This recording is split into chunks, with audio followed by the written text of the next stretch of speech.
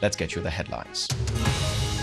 Joe Biden appeals to the UN General Assembly to stop Russia's aggression against Ukraine. Meanwhile, President Zelensky also directs strong words at Moscow.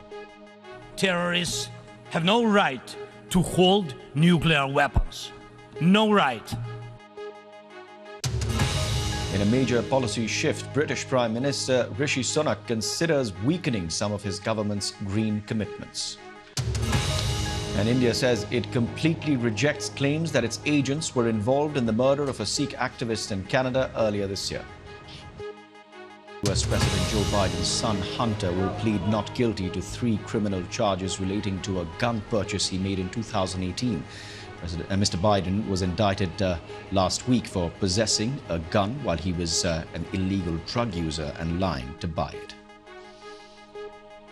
In Libya, the World Health Organization says more than 400 migrants are among those who lost their lives in last week's devastating floods in the country's east. Thousands of African and Middle Eastern migrants are temporarily based in Libya, with many hoping to reach Europe from there. The BBC's Director General has announced a review into British comedian and actor Russell Brand's conduct during his time at the broadcaster. Tim Davies says the comedian and actor's behavior will be looked at, as well as any complaints made about him. Brand denies allegations of sexual assault and rape made by a number of women.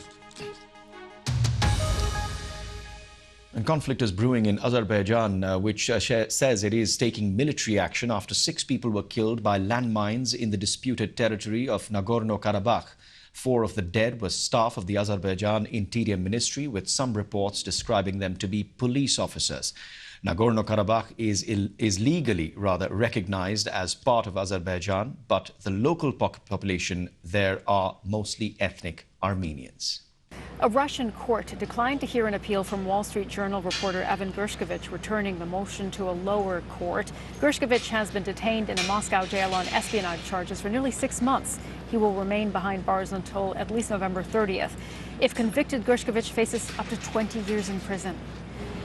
And Germany's interior minister is planning to force telecoms operators to curb the use of 5G equipment from Huawei and ZTE after a review highlighted an over-reliance on Chinese suppliers. The ministry will use a staggered approach to remove all critical components from the companies in Germany's 5G core networks by 2026.